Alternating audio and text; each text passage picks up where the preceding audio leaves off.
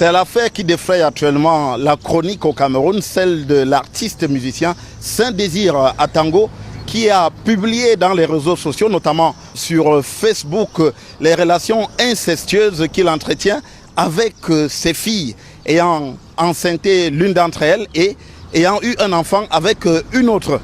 Alors lui-même a publié ces récits sordides sur les réseaux sociaux et a provoqué une indignation à travers l'ensemble du Cameroun. Et je peux vous dire que Saint-Désir Atango est désormais donc aux arrêts ici à la Légion de gendarmerie du centre. C'est jeudi dernier qu'il avait publié son récit, justifiant ces récits par le fait de vouloir briser les liens qui maintiennent l'Afrique en esclavage face à l'Occident.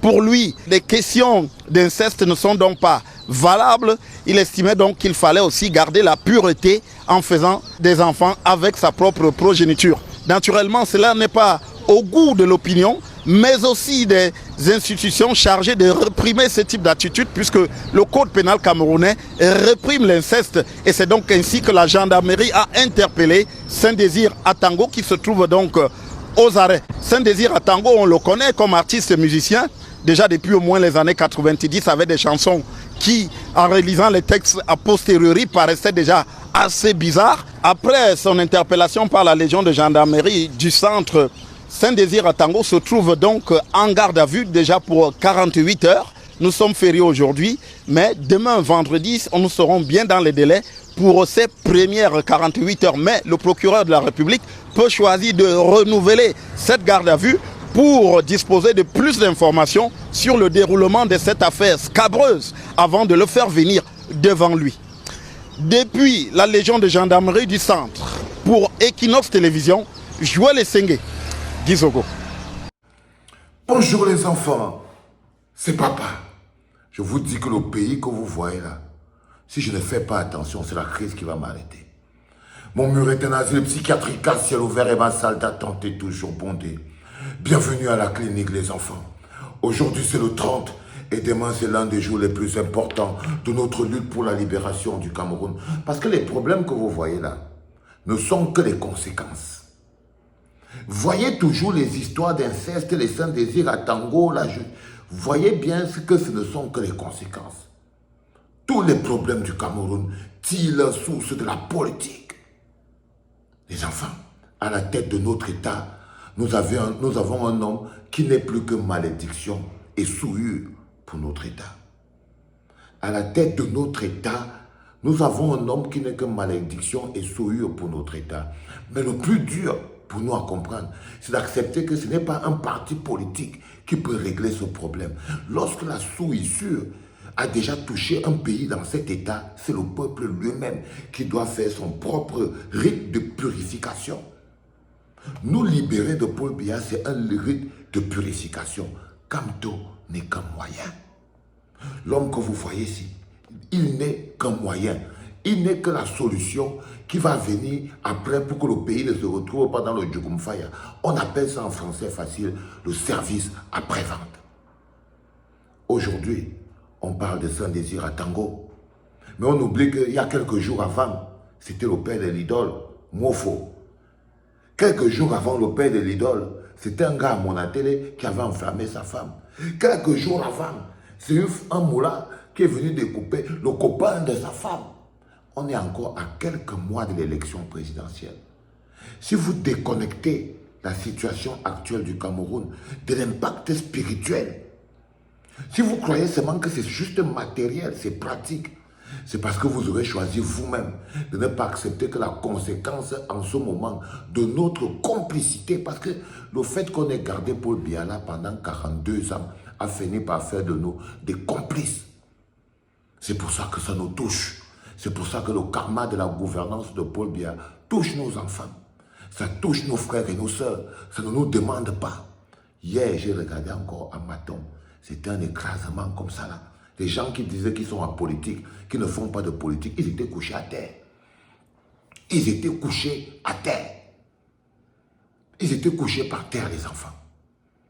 Pourquoi? Parce qu'en ce moment précis, le rite de purification qui consiste à ce que le peuple camerounais se lève et paye le prix de la souffrance. Le prix que nous refusons de payer depuis toutes ces années. Oh, nous on est un pays de paix. Oh, nous on est dans la paix. C'est devenu la prison. C'est devenu la prison. Ça veut dire que l'histoire de pays de paix, quand la misère et la souffrance est devenue la prison. C'est devenu la prison, les enfants. Et il faut sortir de là. Aujourd'hui, comme vous me voyez, vous savez que quand je ne suis pas dans la clinique, c'est que je suis déjà dehors. On est déjà dehors. Ça veut dire que demain, le 31, on va aller habiller du manteau de la légitimité. Celui qui est la solution au problème que nous allons aller régler. On règle un problème. Et demain, si tu es encore chez toi, si tu es encore couché chez toi, à Berlin, à Tübingen, à Madrid, en Espagne, tu n'es pas encore à Paris. Alors que tous les parents, tous les amoureux du Cameroun, tous ceux qui veulent entendre notre son, ceux qui veulent avoir de l'espoir, sont déjà sur Paris.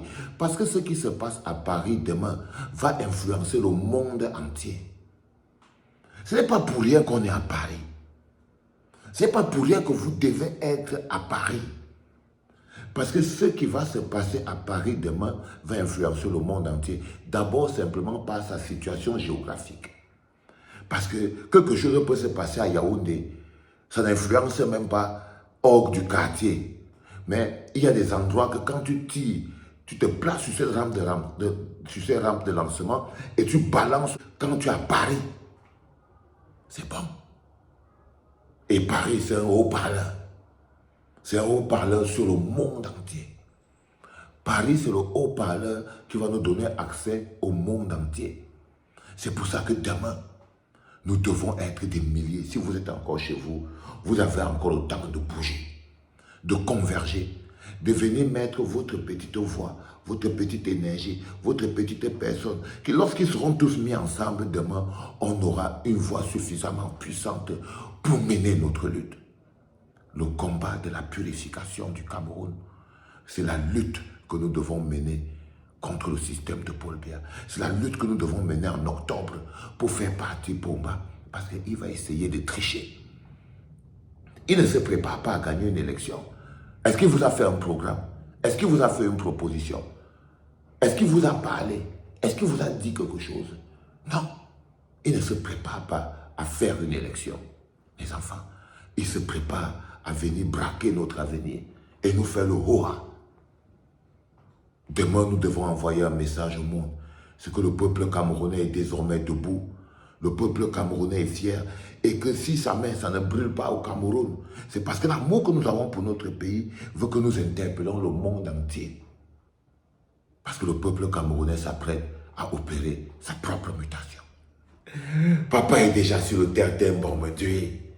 Papa est déjà sur le terre Bombardier. Ça, ce sont déjà mes quartiers. Je suis déjà installé. Ok?